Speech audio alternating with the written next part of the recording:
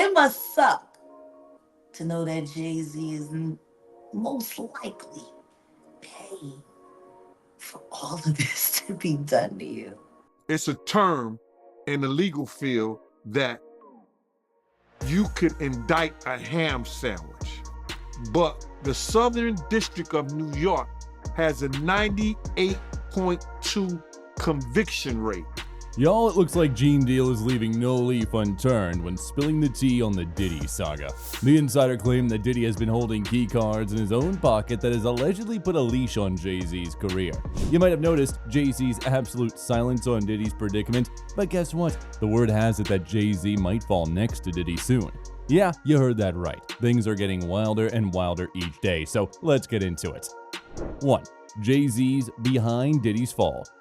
You all might have noticed that Jaguar recently made an appearance on Real Leafy Street Stars where she insinuated that HOV might be the one behind Diddy's fallout. You all know how Diddy was seen doing some effed up things to his ex-girlfriend on a video released by CNN, when he claimed earlier that he did not do anything mentioned in Cassie's lawsuit, right? Well, the fans noted that the actions committed on the video were the exact iteration of the claims that were made against Diddy. It must suck to know that Jay-Z is most likely paid for all of this to be done to you. Well, Gene claimed that Diddy appeared to be really close with Biggie right up until his untimely passing. He claimed that Diddy and Biggie were not even close on a personal level. However, Diddy was obsessed with portraying their fake relationship on the camera. Listen, Gene explained that Big and Diddy were always photographed together, with while they were working. You see, Diddy and Big were never caught hanging out with each other outside work commitments. The former bodyguard explained that the duo actually played their part for the camera, and that Big was allegedly trying to get out of Diddy's label before he passed away. You see, Gene explained that he saw Biggie's new contract with his own eyes. And I seen big contract, and it was talking about, well, you get $250,000, for signing. You're going to get another $250,000 if the thing go gold. Then you're going to get this much, and you're going to get that much. Anyways, understandably at that time, Diddy was in a legal battle with the rapper's lawyers over the publishing rights to Biggie Smalls' music. And according to Rolling Stone's expose, Diddy was not giving up that gold mine. In the book, The Big Payback, The History of the Business of Hip-Hop, he said, "I will never give it up until I'm dead and my bones are crushed into powder." Another 90s hip-hop photographer, Monique Bunn, spilled the tea to Rolling Stone, saying, "Biggie was absolutely right about to leave Puff. I know for a fact because he told me that." In addition, another unnamed source added, "Everybody wanted to leave Puffy. Everybody leaves him." Sources further accused Combs of capitalizing on the shock and sorrow of Smalls' death after he was eliminated in a drive-by shooting in March 1997. It was reported that the Bad Boy for Life star was denied the leave request of LaJoyce Brookshire, Arista and Bad Boy's former publicity director, who was traveling with the rapper the day before his death. Instead, he demanded that his employees work towards Biggie's posthumous album Life After Death, hitting #1 upon its release. You might be wondering what happened to it. Well, a few months after Big's death, Bad Boy Records was approached by Rolling Stone to feature on its cover. The label's co-founder and then president Kirk Burroughs reportedly suggested the honor should go to the late rapper. However, Diddy denied Kirk's suggestion and gave himself all the credit for Biggie's work. Kirk was miffed about Diddy's attitude and shared in an interview, Combs was like, "No, he's dead. I'm putting out debut album, No Way Out, in July. I need to be on the cover of Rolling Stone." This came to be as Diddy was on the cover of the August 1997 issue of the magazine. The move was frowned upon even by Suge Knight, the founder and former CEO of Death Row Records and boss of Smalls' rivals, Tupac. Anyway, you might not be aware, but Gene revealed that Biggie had done 6 albums for Diddy in just 2 years after he worked for him, and no one could have ever beaten that record. Even Dame Dash revealed in an interview that Smalls was on the verge of leaving Bad Boy Records to join Rockefeller before passing away.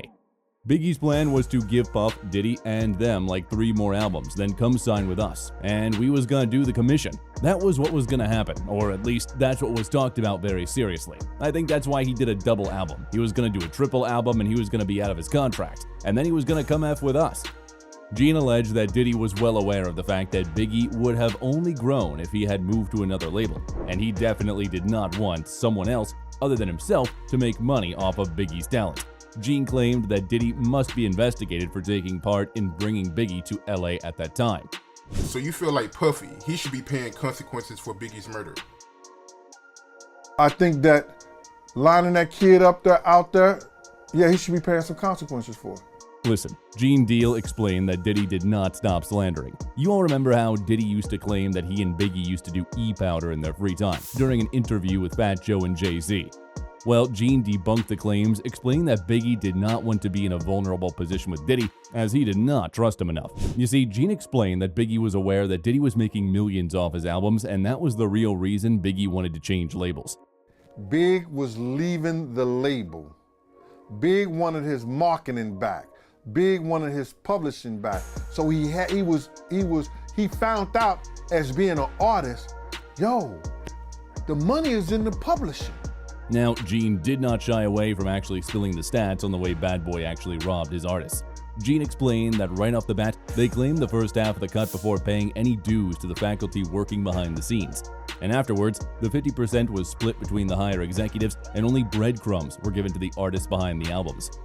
Anyway, you all remember how Maze called out Diddy for whining about the entertainment industry, not respecting the black artist. Well, Maze issued some scathing remarks to him while revealing that Diddy bought Diddy's bad business acumen. Before we ask of other ethnicities to do us right, we should do us as black people better, especially the creators. I heard you loud and clear when you said that you are now for the artist, and to do that, my response is, if you want to see a change, you can make a change today by starting with yourself. Your past business practices knowingly continued purposely starving your artists that helped you obtain the Icon Award on the iconic Bad Boy label. Following Maze's lead, during the Lox' Hot 97 interview, Lil Cease called in and said that Diddy bought Biggie's publishing for $200K in 1995 because Biggie was broke despite having a gold hit with Juicy. Though Biggie's mom later discredited Cease's account, it appeared that Diddy still has Biggie's publishing. In 2016, Biggie's daughter, Tiana Wallace, tweeted out that Puff did nothing for my family, though they are apparently having a conversation that cleared up her qualms. During this time, another artist also came out about Diddy and Jay-Z's alleged partnership to loot their artists. You see, Sauce Monkey was never signed to Bad Boy but penned "I'll Be Missing You," Diddy's Grammy-winning eulogy of Biggie. The record set the Brooklyn rhymer up for a successful career as a ghostwriter, but he apparently fell out with Diddy at some point in the last 20 years. In 2019, he dissed Diddy for doing Suckerish on his Love Tap track, where he rhymed, "Should've flamed your behind in 06. Did the diss make you forget who it was who wrote your biggest hit?" Diddy's Grammy speech rang hollow for him as well, as he noticed that he respected the message, just not coming from him. He took screenshots of Maze's Instagram comments and added his own touch. Can you imagine how many Mazes there are out there? People that have been wronged for years and are too afraid to speak up for fear of further backdoor politics, or scared to be labeled a hater or clout chaser because these guys have money, stature, and public adoration. Everybody ain't a hater. Some people are just tired of the hypocrisy. Sauce divulged his issues with Diddy and Jay-Z in his cryptic terms throughout his discussions. He also claimed that he was a victim of backdoor politics as well. The rhymer, with classic appearances on Reservoir Dogs and Bring It On, claimed that he took a $100K hit on payment for "I'll Be Missing You," and was also alleged blackballed by Diddy for going on Noor's Drink Champs show, which airs on Revolt at Jay-Z's request. You see, Sauce grew up with Jay-Z and Marcy projects, and he revealed that Jay-Z twice leveraged his industry power to make calls to stall his projects at MCA Records and Priority Records, where he released 1999's Middle Finger You. He claimed that Jay-Z had suggested that he should stop writing for Diddy, but he walked in on him writing for Diddy later the same day. His most damning accusation was that after taking a meeting at Def Jam and playing Jay-Z's new music in 2006, the then Def Jam president told his longtime friend, "I don't believe in your dreams." 2. Jay-Z-Diddy relationship.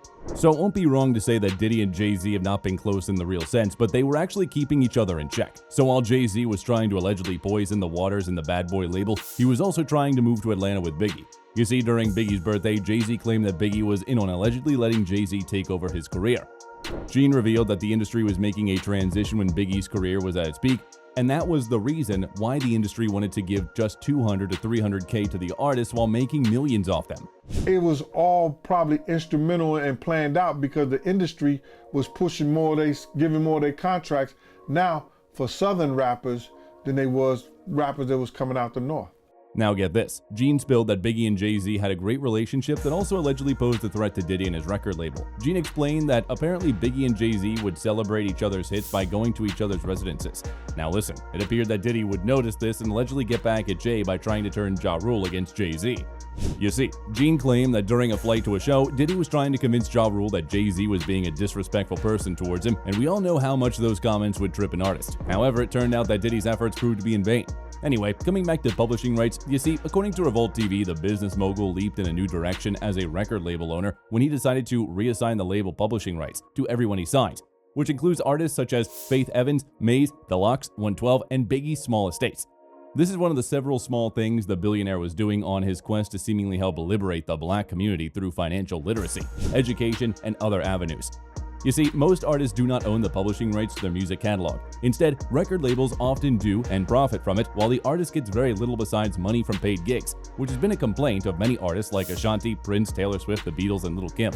Although it might look like a good move on Diddy's part, but you must realize that now those songs have long passed their prime, and they also have no value in terms of money. It won't be far from the truth that Diddy milked the cash cow till he couldn't produce any cash. The word on the street is that Jay-Z and Diddy have been keeping tabs on each other's deeds by accumulating boatloads of evidence against each other. Sources claim that Jay-Z was associated with Biggie's death, and Diddy allegedly has the receipts to prove it. So now that Jay-Z has been flying under the radar ever since things blew up and Diddy fell from grace. Despite being friends for decades, Jay hasn't uttered a single word in Diddy's defense, and that might have rubbed Diddy the wrong way. Reports claim that Jay-Z is not doing anything because he does not want Diddy to unveil his own skeletons. Recently, an entertainment reporter, Liz Crocken, took to social media and told that Jay-Z allegedly had a mistress named Kathy White. Crocken used to write for outlets like US Weekly, National Enquirer, Star, and Touch Weekly. Liz revealed that back in August of 2011, she was working as a senior editor for Star magazine. According to her, she came to know Kathy when her boss asked her to look into her blog reports, claiming that a woman named Kathy Coriana White was having an affair with Jay-Z. The blog that reportedly first broke the affair story was published by Hollywood Street King in an article titled Busted, Jay-Z Caught Cheating on Beyoncé with Kathy White, back in August 2010. She explained that she managed to get a hold of Kathy at her job in New York over the phone. She said, "I then uncovered photos of Kathy hanging with Jay-Z and Diddy, no less, at Town nightclub in Las Vegas. So I called her back and asked her about the photo evidence that debunked her initial claim that she had never met or hung out with Jay-Z. At this point, Kathy expressed to me that she would consider going public with her story. Days later, I tried to reach her at work with no luck. I finally got a hold of one of her colleagues and I asked her if she knew why Kathy had been MIA. Her colleague shockingly told me she's dead." For those who don't know, White was a Howard University graduate, a contributor to various online publications, and was the CEO of her own public relations firms, White Label PR. Previous reports claim that the cause of demise was an aneurysm in the brain. It was pretty suspicious as the rumors of an affair were sparked after Kathy and model Claudia Jordan were allegedly spotted at Las Vegas Town nightclub, sitting at a table with Jay-Z and Puffy. Claudia Jordan and Kathy White are two industry it girls around that time. So you can see the levels that she was on to be taking pictures of somebody like this in the early 2000s. Apparently, both the A-listers were there to watch a boxing match, but the report now shows that Kathy died of aneurysms. However, according to an NYPD detective who was allegedly handling the case, revealed that Cassie's cause of death was uncertain, and as the autopsy and toxicology reports were seemingly unclear. The detective at the time alleged that the death was considered suspicious. Nonetheless, it is quite possible that Jay-Z might have had magic fingers on the reports to change the results. Sources from Foxella claimed, a 911 call came in from an apartment on 130 West 19th Street in Manhattan. Ambulance came and took Kathy because she was sick. They took her to the Beth Israel Hospital, and that's where she expired.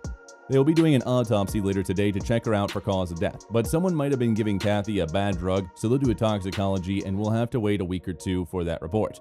Now, the word has it that Diddy has been monitoring Jay-Z's private life, and if the alleged evidence in Diddy's hands saw the light of day, things might get pretty rough for the Carters. Even a close friend of Jay-Z told Organized Noise Entertainment, "Are you kidding me? Jay-Z would throw his wife away for a lady on the streets. Beyonce knows Jay plays around, everybody knows. If Kathy was going to expose Jay, no one will believe her. Jay got too much to lose, the baby's coming and all. Take Jay's name out of your conspiracy theories." More importantly, Jaguar Wright also joined the conversation. You see, Jag has been the whistleblower of the industry and has been raising her voice against Jay-Z and Diddy for years. Well, during an appearance on Viral Hip Hop News, Jaguar revealed that Jay-Z was actually much worse than Diddy. She explained that since Jay knew how to cover his tracks like a pro, no one knew his real face. Sean Carter is worse. He's smarter. He's patient.